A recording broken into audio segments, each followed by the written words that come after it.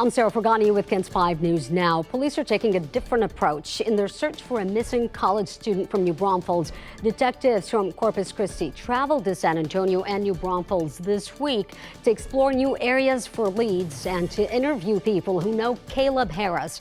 The 21-year-old is a student at Texas A&M University, Corpus Christi. His family says he disappeared almost 3 weeks ago from his apartment there after returning from a walk with his dog around 2:45 a.m. Police there, along with volunteers, have searched hundreds of acres around the complex and vacant apartments, and now investigators are focusing on digital clues. Corpus Christi Police Chief Mike Markle says their presence in the Alamo City could turn up new leads. You may not look out your kitchen window and see the grid searches and all the physical, the canine searches that we're doing, helicopters and waterway searches, but there's a lot going on. We're working with state, federal, all of our local partners, Texas Rangers, to see, have we missed anything? Is there a rock we haven't overturned? Police are asking if you have any information on Caleb Harris's disappearance to call them right away.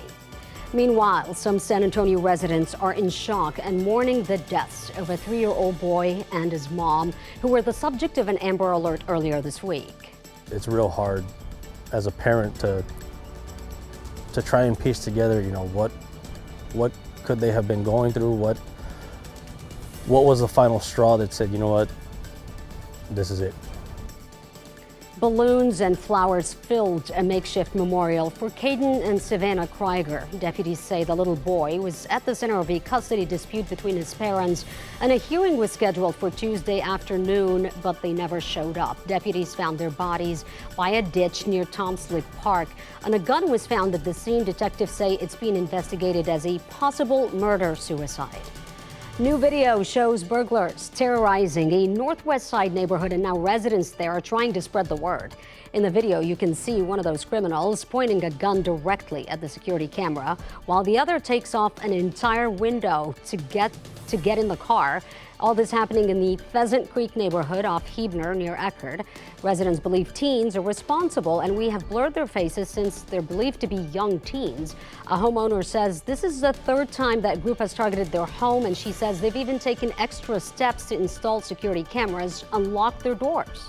Asking neighbors and people around to be more vigilant, kind of keep your cameras on, listen for noises, watch out for each other.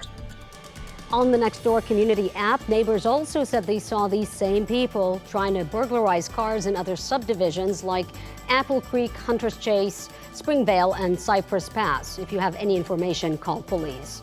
And if you're at an ATM or a bank, San Antonio police are warning you to always be aware of your surroundings.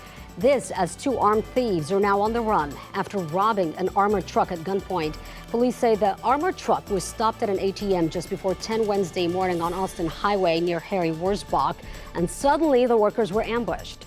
They did give them commands to get on their knees. They were very violent. No shots were fired. They did rob the vehicle. They went back into their vehicle and took off in an unknown direction. Police said the armored truck employees were armed. The thieves got away with an unknown amount of cash. On the campaign trail, Florida Senator Marco Rubio is on former President Donald Trump's list of potential running mates. Multiple sources close to Trump say his campaign has several potential picks for vice president being seriously considered now that he is the presumptive Republican nominee, and Rubio is one of them. One senior Trump advisor said that he likes Rubio because he's Hispanic, young, and a good speaker with natural charisma. Here's one way to save lots of money. The Bexar County Tax Assessor Collector says be sure to apply for the Homestead Tax Exemption. As of now, Albert Uresti says there's about 87,000 Bexar County citizens who meet the criteria for exemption but have not applied. All you have to do is make sure the address listed on your driver's license matches the property address you're requesting for exemption. Let's say you live at 212 Pine, and then the mailing address on that bill is 212 Pine. There's a good chance that the person that owns that property lives in that house and therefore could qualify for a residential homestead.